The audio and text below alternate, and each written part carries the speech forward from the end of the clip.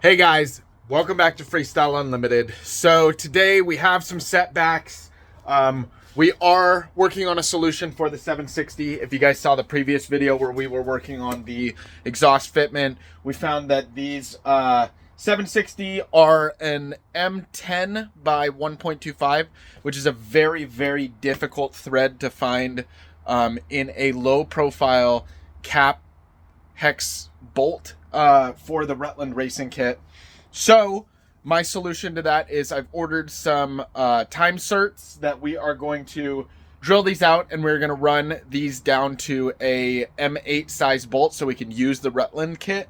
So that's the solution we're working on that, but we're waiting on parts. As for the 750, I did end up, I think the issue we were having was the carbs, which I don't like. They are Kian carbs. I'm not a huge fan of them. I think there's a problem internally with these. So we ripped them off, and I went and I bought a pair of used SBM 44s that were actually off of a 750. So we're waiting on some fresh gaskets for that. So that is also on hold. We picked up another 550 for the channel. This one, it was a cheap 550. It was kind of a gamble. Had an SBT motor in it. Motor exploded. So the guy didn't really know what was wrong with it. One cylinder had 120 PSI. The other one had 10. So took it apart, and the motor is toast. It's all scored in the cylinder. The piston's broken. All kinds of fun stuff going on there. So today we are working on the actual Super Chicken itself. The goal is to get this thing cleaned out and ready so that later this week or next week we can start test fitting the motor. We were working on a solution for our gas tank in here. I've got a custom aluminum one being made, but based on the dimensions of it, we've got to get rid of this stock exhaust outlet. But Rad Dudes is apparently in their busy season, so they are running a little bit behind. I didn't realize it was going to be 2 to 4 weeks to get that exhaust outlet, which is going to take us from a 1.75 up to a full 2-inch exhaust. So unfortunately, we're probably going to leave it as is for now. We're going to run the stock tank until we can get the 760 done, just because of the deadline we've got. And then what we will do is we will go back, we will pull the motor back out. We will inspect everything after our trip. Make sure we don't have anything loose, make sure that everything is functioning the way it should, and then we'll add those couple upgrades in, including that gas tank and that exhaust outlet, and we'll kind of finalize the whole build, hopefully get some graphics on there, and then we will be pretty much done with that Super Chicken build. So I think we're in a good spot, but today we are going to be cleaning out the hole here. So I'm going to start by probably getting some of these brackets and, the bracket for our stock air inlet box and like our battery tray, and get some of this stuff out of here just so we can get the whole thing cleaned up and ready to receive our brand new motor. Well, not brand new, but new swapped motor. So that's what we're doing today. We're going to deep clean the Super Chicken. I'm going to spray it down with some degreaser. I'm going to get you guys set up on my tripod, and then we're going to get to scrubbing down the whole inside here. I'm going to get some before pictures so that when we're done, we can have a full before and after. I will again be using this dollar store degreaser because this is the stuff that I found that works the best, and it's not super toxic. Yeah, this stuff is actually really, really good. So it is called LA's Totally Awesome All-Purpose Concentrated Cleaner, Degreaser, and Spot Remover. So if you guys are looking for a good way to clean out your hull, this is what I've used in the past videos for the 440 SX build and the 550 builds. This is the best stuff that I've found so far, and it's really, really cheap. I think each of these spray bottles is like $1.25. So I use about half a bottle per ski, and the stuff lasts forever. So that's what we're doing today. I'm gonna get you guys set up, and we're gonna start cleaning.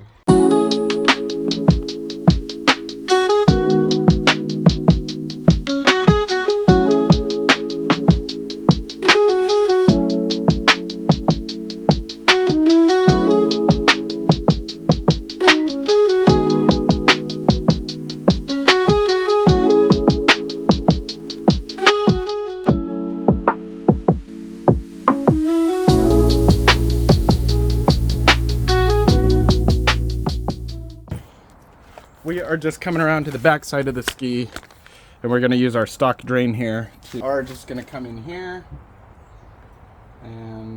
need to get a new drain plug for this thing. This thing's been a little bit torn up ever since I got it. So, look at all that gross water. Oh my gosh.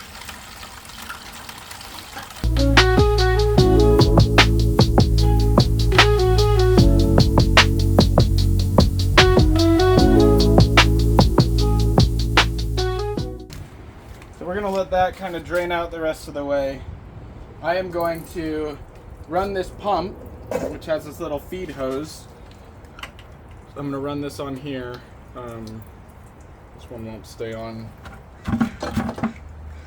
very well. But I am going to pump this, and it won't reach out of the hole.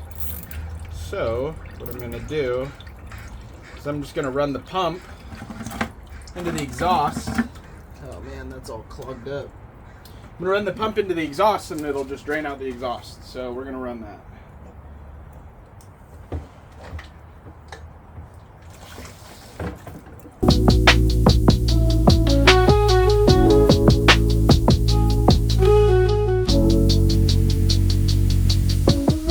Here, should be pretty quick though. So as you can see, back in those corners, we're still getting some dirty water. So we're gonna try and get back in there and get those real quick.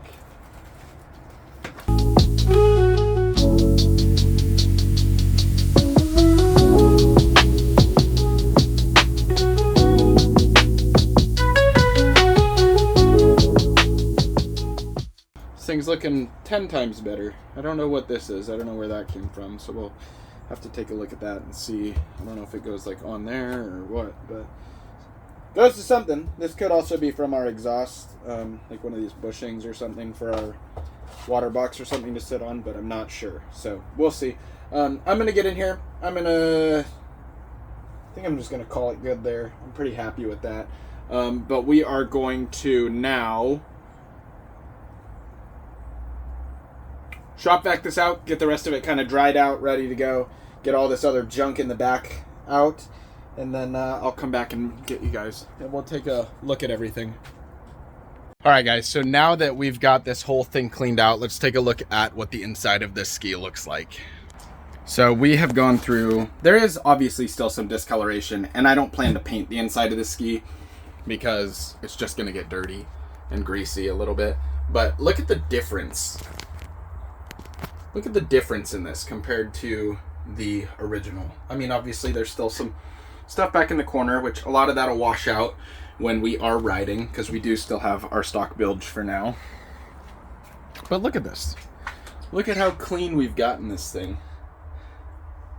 So I'll do some side-by-side comparisons right here of before and after.